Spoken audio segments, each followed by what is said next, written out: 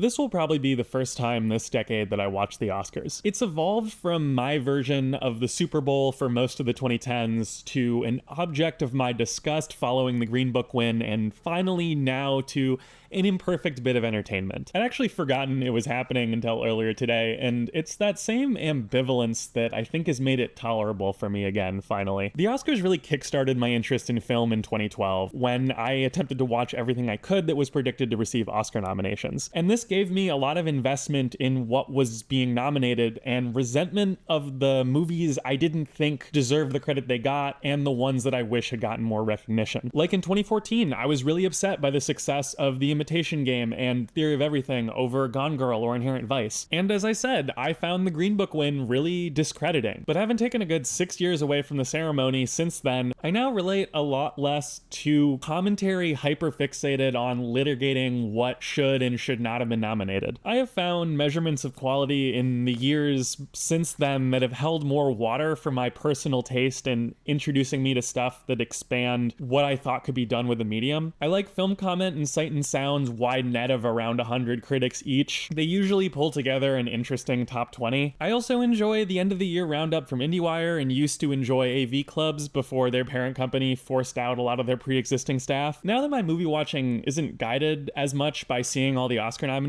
I don't really find it as frustrating that I don't like everything they choose. I haven't wanted to watch Wicked, and I've just allowed myself that. I gave A Complete Unknown a chance even though it wasn't really my thing, and I did have that immediate burst of resentment at it, but I got that energy out and don't think about it all that much now. I'm also more aware of what the Academy of Motion Picture Arts and Sciences is. It has about 10,000 members. While it's important to scrutinize their demographics, membership isn't exclusive on the scale of a smoke-filled room, but rather on that of a mid-sized sporting event you don't have tickets to. It's a big enough body that the people nominating your favorite Best Picture nominee might be a largely different group of people than those nominating your least favorite. It's not like a magazine or website's deliberation process where discussions and negotiations are happening. It's a secret ballot closer to an election, complete with very costly campaigning. My city recently adopted a city council system where different districts of the city each elected 3 councilors by runoff. I was overjoyed with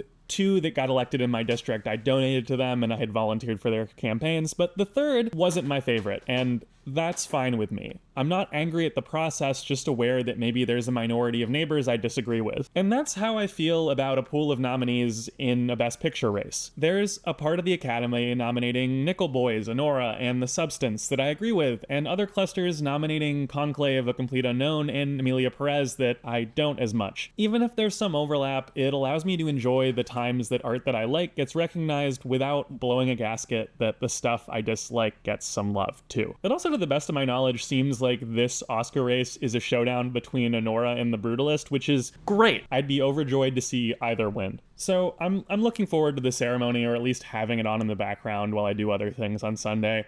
I hope others enjoy it as well. Thanks so much for watching. More videos every Friday.